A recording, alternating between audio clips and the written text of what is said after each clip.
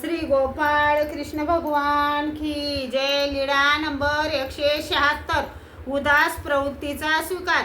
उन्हाळ्याचे दिवस होते. एके दिवशी सर्वज्ञांना सकाळीच तेल उठणे लावून आंघोळ घातली. बाईसा वस्त्रे आणायला गेल्या तेव्हा सर्वज्ञ तसेच ओल्या अंगानिशी पूर्वेकडे तोंड असलेल्या मठाकडे गेले. दक्षिणेकडील भिंतीला लागून असलेल्या पूर्व पश्चिम ओट्यावर सर्वज्ञ झोपले. बाईसांवर फारच उदास झाले. बाईसा सर्वज्ञांची वस्त्रे घेऊन आल्या तेव्हा तेथे सर्वज्ञ दिसले नाहीत आणि घाबरले. आजूबाजूला पाहिले तेव्हा श्रीचरणाचा ओला भाग दिसला.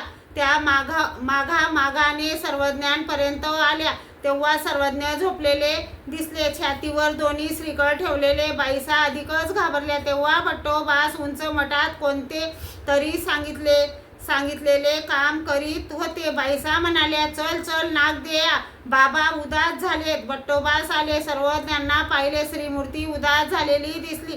भट्टोबास मनाशीच म्हणाले, आता काय करावे. भट्टोबास विचार करू लागले. मग म्हणाले, जा बाई, पाहू परमेश्वर पुरावून जी दुट्टी पांघरण्याचे उंची वस्त्र आलेली आहे ते इकडे आणा पाहू. बाईसा दुट्टी घेऊन आल्या. भट्टोबासांच्या हातात दिली. भट्टोबासांनी नमस केली. सर्वज्ञांजवळ येऊन फक्त दुटी समोर धरून दुटी आड स्वतःस लपून आपले अंग दिसू न देता भट्टोबासांनी सर्वज्ञांना दुटी दाखविली व म्हणाले, जी प्रसाद स्वीकार करावा जी.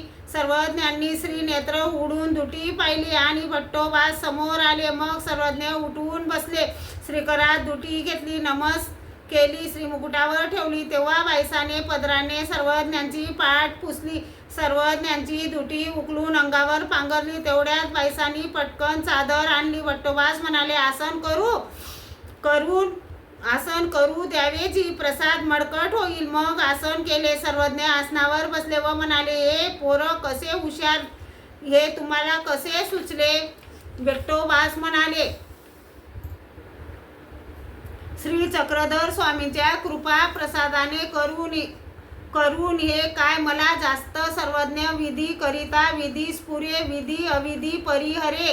श्री गोपाळ कृष्ण भगवान की जय.